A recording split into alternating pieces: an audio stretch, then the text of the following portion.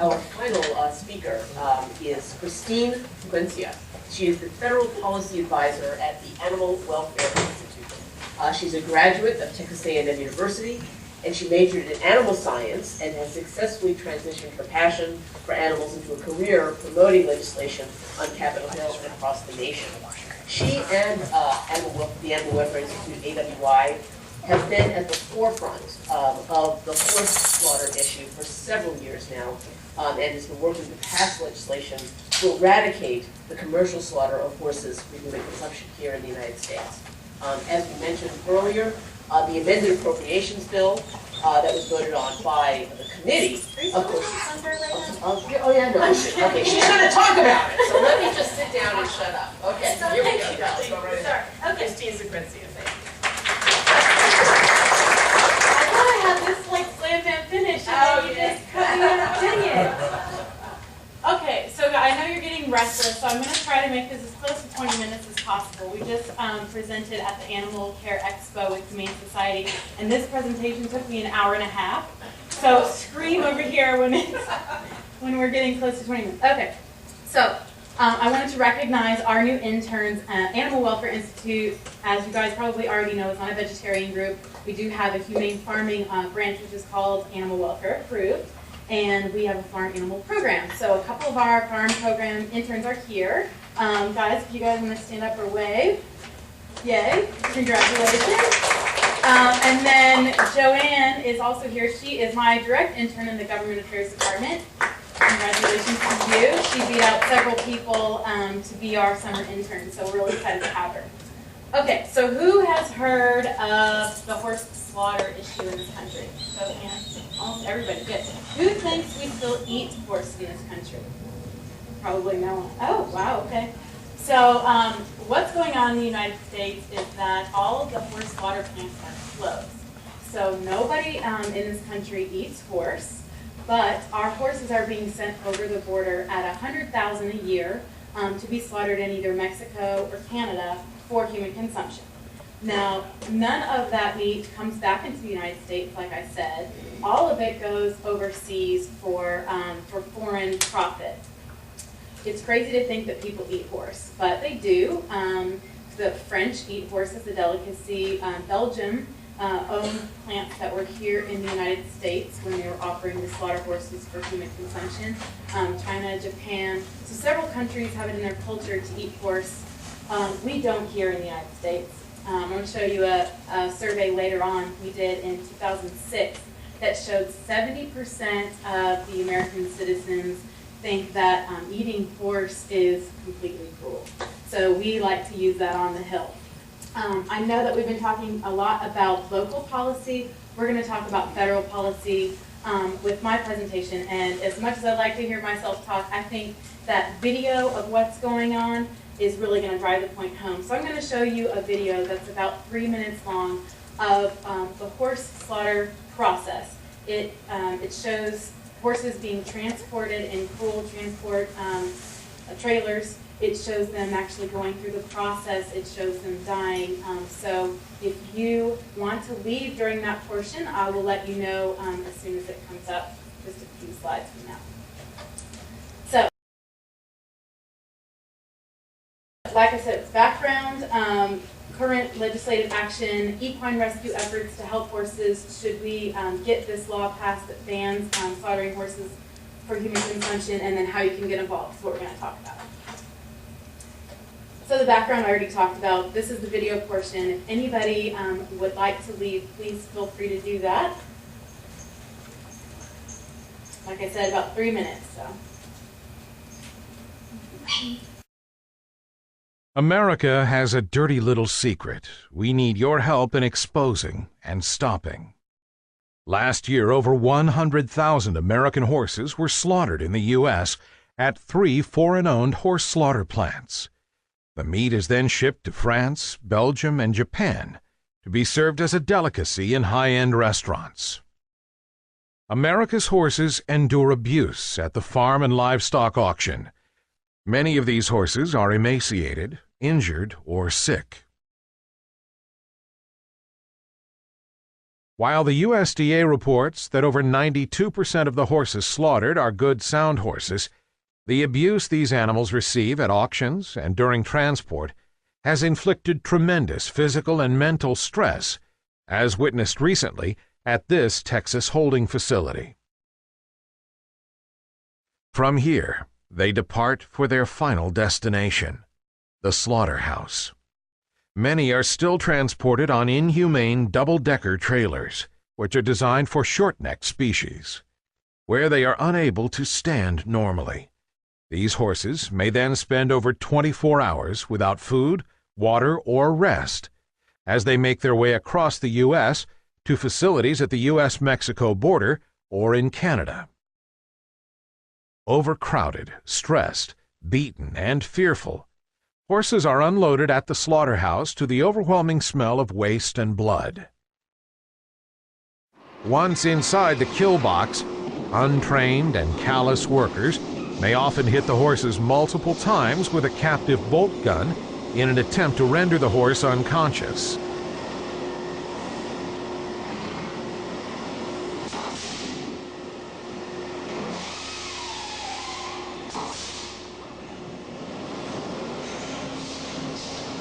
Once the horse is down, the animal is hung by his hind leg.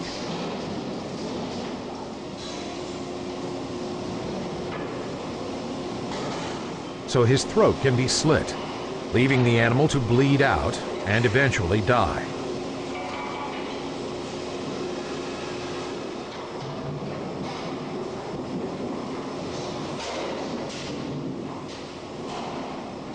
Remember, horse slaughter is not humane euthanasia. It's something that I don't like to show, but I feel like it's important for people to know what actually goes on.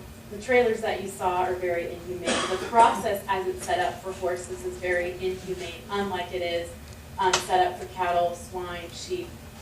So that's what we're fighting against.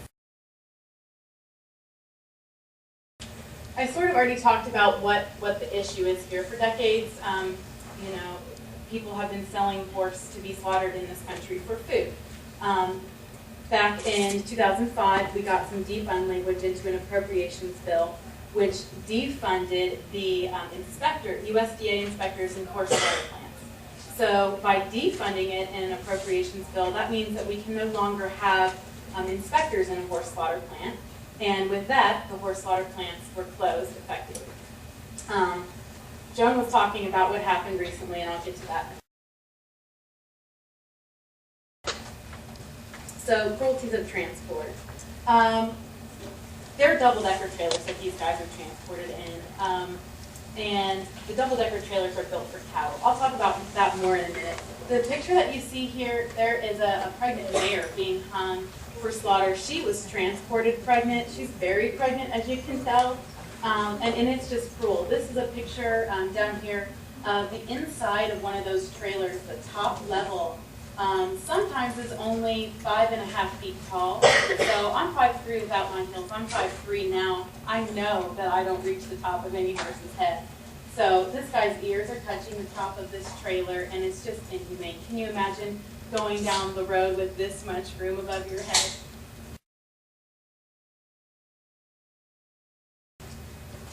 So this is these are a few graphic pictures of regulated horse slaughter in the United States.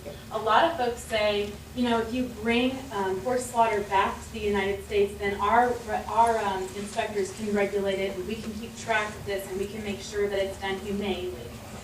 In Mexico, horses are killed with a puntilla knife. So anyone that's ever filleted a fish probably knows what a puntilla knife looks like. It's about this long. It's double edged on each side. And guys will stand above a horse that has just come down the alley while people are screaming and flailing their arms at it.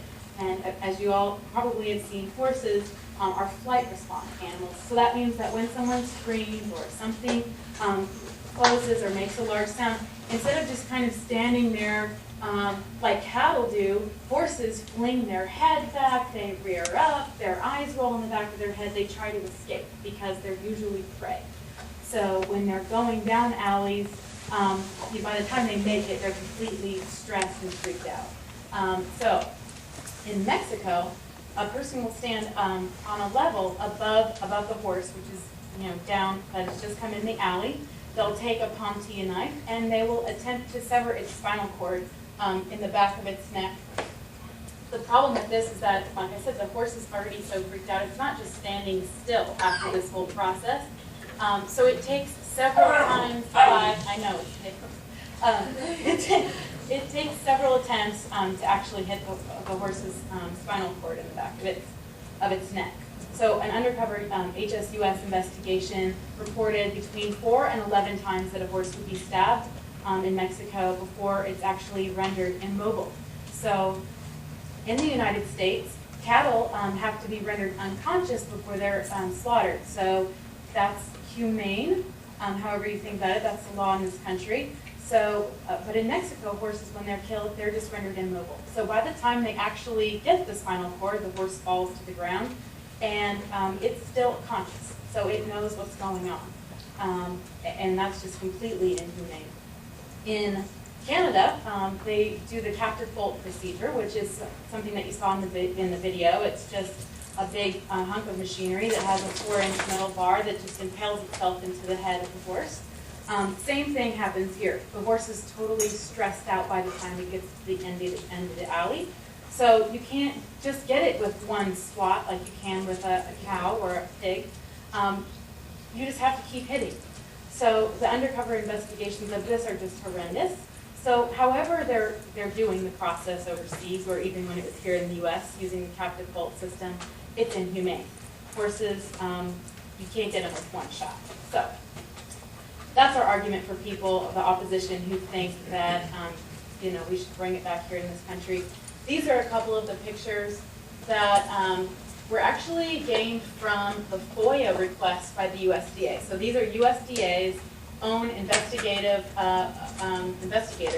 that took these pictures and ended up in government documents proving that horse slaughter cannot be done humanely in this country. This guy obviously has a broken leg and died as a result. He came out of a trailer. The horse's eye over here, this is a very common picture. I've seen it several times like that, where they just, they're hitting each other and, they're shoved in trailers like cattle instead of being separated. So they end up kicking each other, or they try to establish dominance amongst the herd. So, they're trying to figure out their pecking order, and, you just see this. It's very, very common.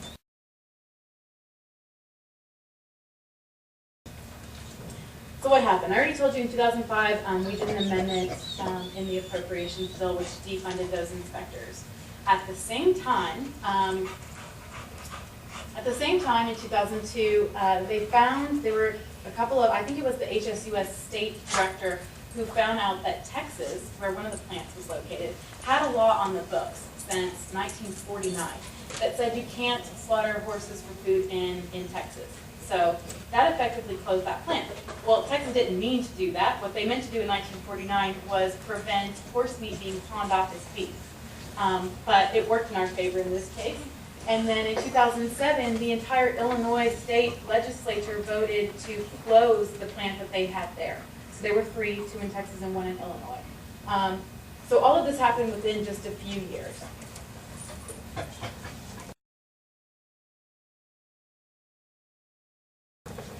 I wanted to show you a few of the supporters that we have working on the issue of horse slaughter in this country. Bo Derek, famous actress, she was up here with us a couple of weeks ago actually helping us lobby on this.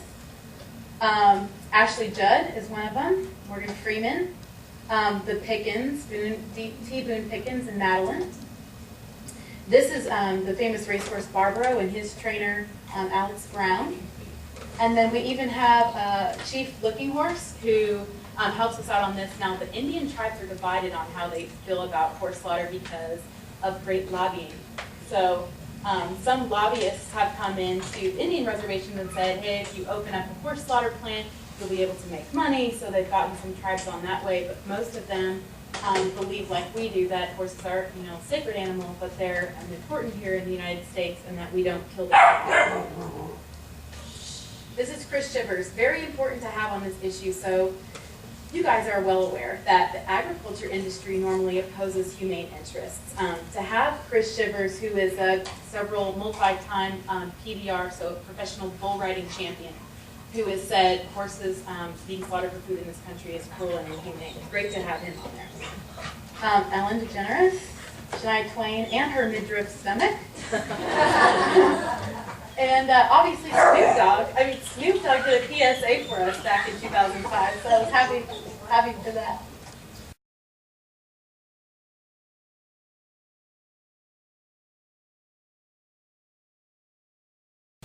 All right. Like I've already talked about, this slaughter issue is very multifold. This is a pie chart showing that that public poll that we did back in 2006. And it shows that 69% of Americans oppose slaughtering horses for human consumption, 22% favor it, and 9% are undecided.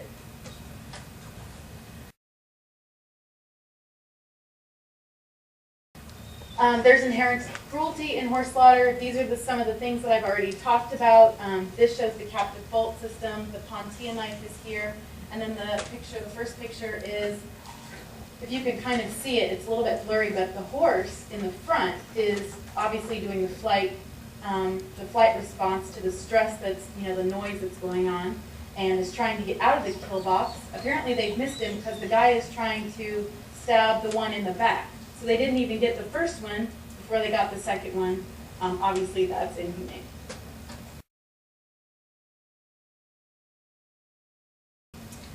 So, what are we doing about this? Something that we just tried to do last year was put an amendment on a food safety bill, try to slide it in there. It didn't work because they weren't accepting any amendments. But what we tried to do was say that horses are not raised for food in this country. So horses have all kinds of drugs in their body. From dewormers, like this one right here. You guys know you deworm dogs and cats all the time. Horses get dewormed every 6 weeks, I believe. And dewormers, every single active ingredient, no matter what brand you use, is not approved by the FDA for horses intended for human consumption.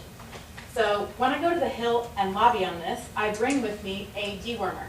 And it doesn't have a syringe on it, so it's fine to go in the Capitol. It goes through security, and the guys know that I bring the syringe every time I come to the Hill. So I bring it, and on the back it clearly states, not intended for horses, intended for human consumption. Clearly on there it states that. However, when horses go over our border to Canada or Mexico to be exported for human consumption, there is no check at the border to figure out what these horses have been given over their life, whether it be dewormer, as common as this, or a drug called bute, which is used like Tylenol in the horse show industry. Bute is just given to every horse. I don't know of anybody who's never given bute to their horse to calm it down during a show. Bute was actually developed for human use, but its full name is phenylbutazone, and it is carcinogenic to humans. So the FDA pulled it off the rack for humans, and now people are still using it in horses because it's safe for them. However, we should not be ingesting it. So the thing is, at the border when the horses go over, nobody's checking them. You have drivers that just shove paperwork underneath, a doorway of, the building that's there, and nobody ever comes out to see if they have the correct number of horses, if they've reported it, if all the horses that they say are there, or whether or not these horses have ever taken drugs that are toxic to humans. So that's one of the arguments. I think that one plays well to people in Congress that don't really care one way or the other about slaughtering horses. We're really trying to drive home this year, especially with the Republicans in office, is the economic benefit of a ban. So this is a pretty easy graphic to understand. Horses, when they go for slaughter, they are a one-time payment to a foreign-owned slaughterhouse. Those slaughterhouses, when they were here in the United States, operate at a loss so that they can make their profit overseas so that they don't have to pay taxes. One of the plants in Kaufman, Texas, back in 2005, their tax record so that they paid $5 in federal income taxes. So they're basically screwing the government. You, American citizens, are paying over $5 million, or were at the time, over $5 million to send USDA licensed inspectors to inspect those horse slaughter plants, and none of that money is coming back here to the United States.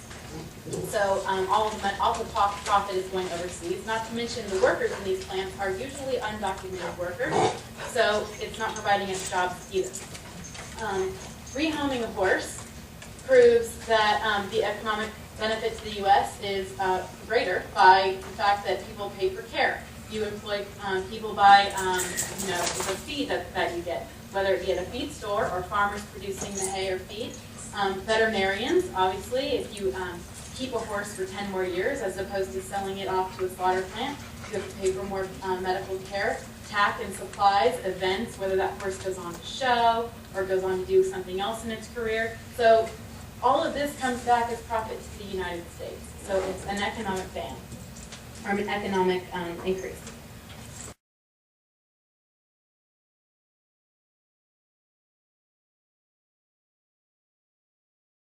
Legislation. Right now, we don't have a horse slaughter bill dropped. I was reading my iPhone when I was listening to the other presenters. We are within days of dropping the bill to ban horse slaughter. It's probably going to not be in the form that it was in last year. We're probably going to revert back to previous Congresses just because of the committee jurisdiction. So watch out for that. It's going to be dropped in the next couple of days. We're trying to figure out when we're going to meet with Senator Landrieu, who's going to be the lead on it this year. So I think Wednesday we're going to meet with her, and then probably that day or a few days after we'll see that bill. And in the House side, we are timing it so that both bills are dropped at the same time. That would be an authorizing legislation, just banning horse slaughter outright, and then the appropriation side of it is the other way we can stop horse slaughter.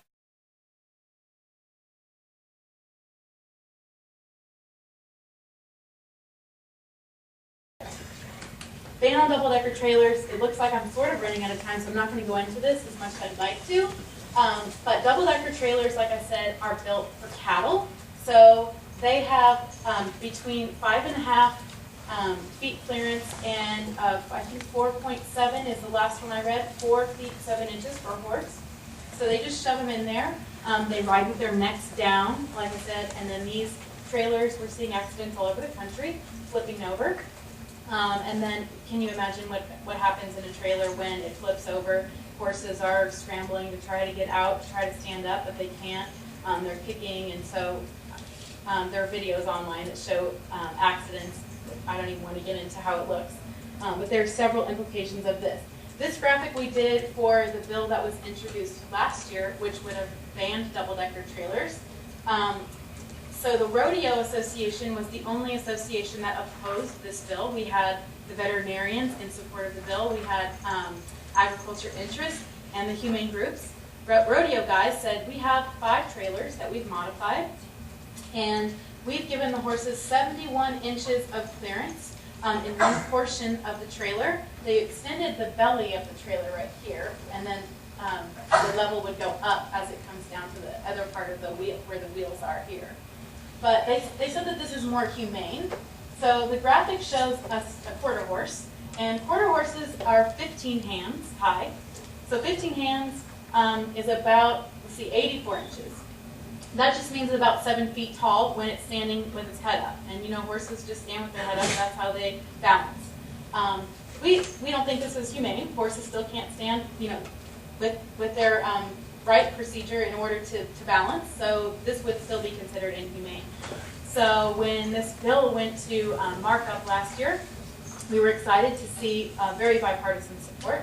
The Republicans spoke out in favor of it, the Democrats spoke out in favor of it, and then we had Boswell, Congressman Boswell from Iowa, who said, wait a minute, my rodeo guys have modified these trailers and they think they're more humane.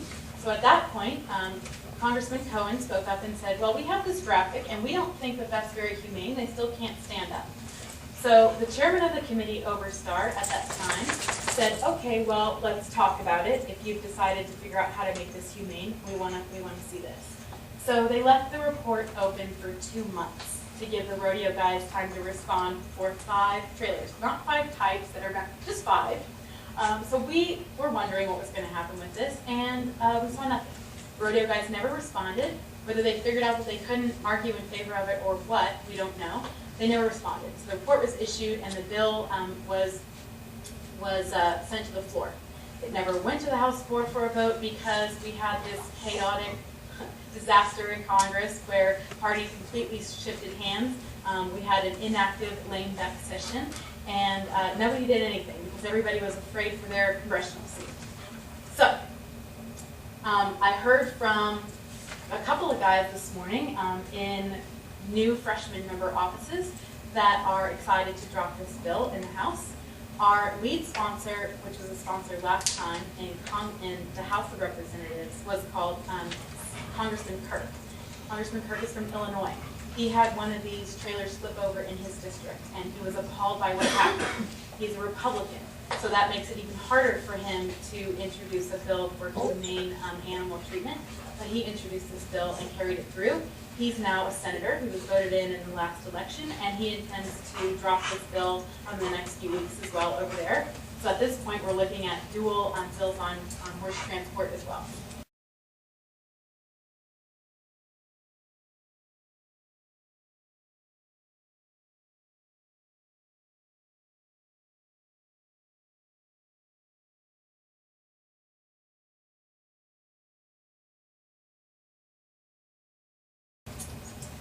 Really excited. I'm going to kind of skip through most of this, but I sort of talked about it. And then I talked about what we intend to do this Congress. The defund language is what Joan had mentioned. So every appropriations bill since 2005 has had language defunding the inspection of horse slaughter plants, which closes them.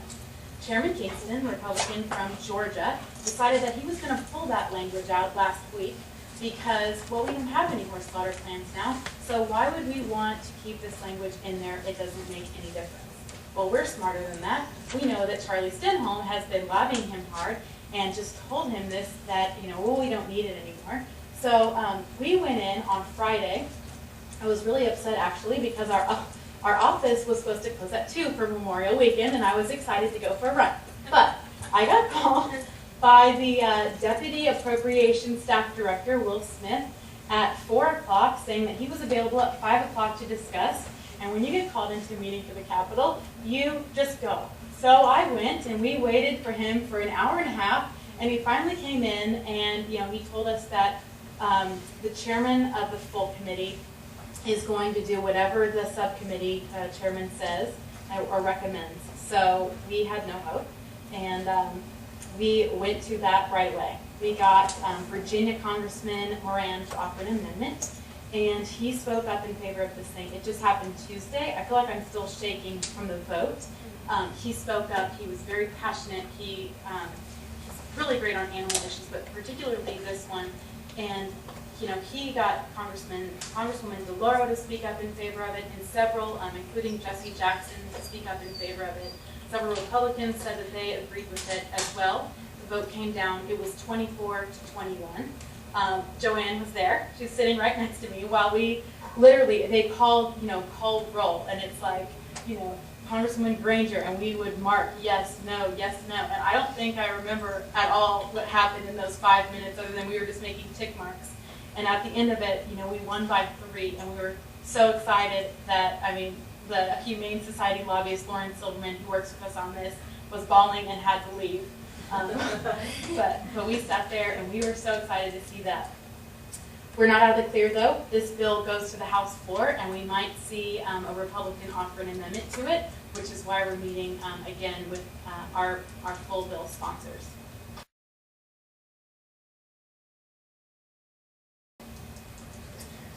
Wild horse issue I don't have time to go over, but just to show you why in the world we need the defund language.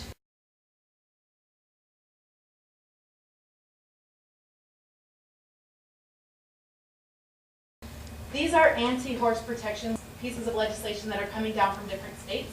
Several states have said that they want to bring back horse slaughter in their state. Usually they're more western states, like South Dakota, Nebraska, Midwest, Iowa, North Dakota, Montana.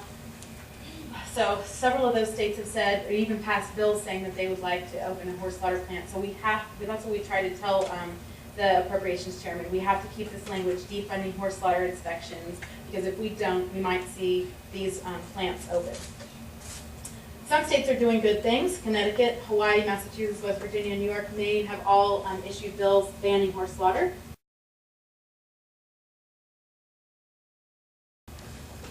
I worked a bill in Illinois 2 years ago. This is the governor who came out to shake my hand right before this bill that went down. Congressman Sequenzia tried to reopen horse slaughter in his state last year, which could only be sold interstate commerce because we have that defund language in. But all the same, he tried to do that. We beat him so bad that he decided to pull his bill from the floor before it even went for a vote. So he got up, he offered his bill, and he said, well, I've heard that there's going to be a brick on the bill in the Senate, so I'm just going to pull it right now, yada, yada. So we watched that whole thing go down. I have a video here, but I think we're almost over time.